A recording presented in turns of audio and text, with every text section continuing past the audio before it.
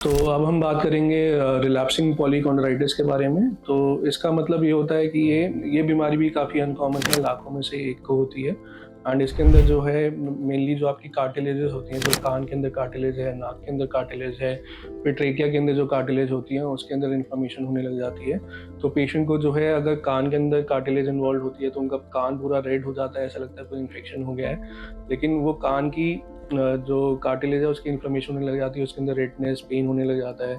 ऐसा कि पेशेंट जो है उसको खींचने नहीं देते हैं। लेकिन कान के अंदर जब इन्फ्लेमेशन होती है तो उसमें ये जो पिन्ना होता है वो इन्वॉल्व नहीं होता है। तो कॉन्ड्राइटिस के ये फीचर होते हैं कि पिन्ना नहीं इन्वॉल्व होगा, लेकिन बाकी जो पोर्शन होता है वो काफ़ी रेड होने लग जाता है। सिमिलरली नाक की जो कार्टिलेज होती है उसमें बार बार इन्फ्लेमेशन होने लग जाती है, उसके अंदर टेंडर पेन होने लग जाता है, रेडनेस ही होने लग जाती है। और समय के साथ साथ अगर ये रिपीटेड एपिसोड्स होते रहते हैं तो नाक की शेप बिगड़ती है, कानों की शेप बिगड़ने लग जाती है। और साथ ही साथ जो है ये ट्रेकिया को भी इन्वॉल्व करता है। ट्रेकिया के अंदर अगर ट्रेकियल कार्टिलेज इन्फ्लेमेशन अगर उनके अंदर इन्फ्लेमेशन होती है तो सांस की दिक्कत, खांसी, सांस फूलना, ये सारी दिक्कतें आने लग जाती हैं। तो ये दो तरह के रिलैप्सिंग पॉलीकॉन्ड्राइटिस होते हैं। एक होते हैं आपका प्राइमरी, एक होता है सेकेंडरी। प्राइमरी मतलब इसके साथ कोई एसोसिएटेड बीमारी नहीं होती है।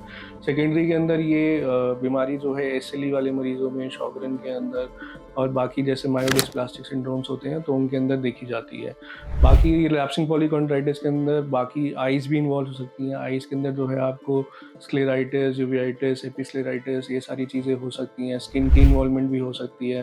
साथ ही साथ जो है आपका नर्व्स की इन्वॉल्वमेंट, नर्व्स के अंदर इम्यूनोनेफ्राइटिस मल्टीप्लेक्सर जैसी बीमारियां ये करा सकता है और कोई भी ऑर्गन को ये इन्वॉल्व कर सकता है। अब ट्रीटमेंट, अब इसके जो डायग्नोसिस की बात करें तो डायग्नोसिस में जो है इसके क्राइटेरियाज होते हैं। तो इसमें हम देखते हैं कि कौन कौन सी कार्टिलेजेस इन्वॉल्व हो रही हैं। अगर वो बार बार इन्वॉल्व हो रही है, जैसे कान की कार्टिलेज इन्वॉल्व हो गई, नोज की हो गई, ट्रेकिया की हो गई, तो हमको उसका डायग्नोसिस बन जाता है और कई बार बायोप्सीज की ज़रूरत पड़ती है जो डायग्नोसिस बनाने में हेल्प करती है। और इसके अंदर भी हमको इम्यूनोसप्रेशन देना पड़ता है पेशेंट का जो ये इन्फ्लेमेशन बार बार होता है उसको रोकने के लिए। क्योंकि अगर ट्रेकिया के अंदर इन्फ्लेमेशन होता है तो एकदम से सांस भी रुक सकती है, तो उसको रोकने के लिए हमको दवाइयाँ देनी पड़ती हैं जिससे कि वो कंट्रोल में रहे। तो इम्यूनोसप्रेशन में हम स्टीरॉइड्स का यूज़ करते हैं। बाकी दवाइयाँ जैसे एज़ाथाइप्रिन हो गया, माइकोफिनोलेट, मोफेटिल हो गया, साइक्लोफॉस्फेमाइड हो गया, तो ऐसी तरह की दवाइयाँ दी जाती हैं जो इन्फ्लेमेशन को ठीक रखती हैं। और जो आपके ऑर्गन्स रिलैप्सिंग पॉलीकॉन्ड्राइटिस के अंदर इन्वॉल्व होते हैं वो इन्वॉल्व नहीं होते हैं।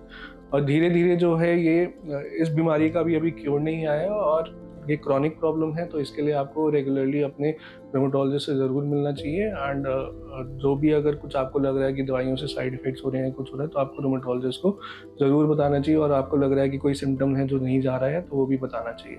Thank you.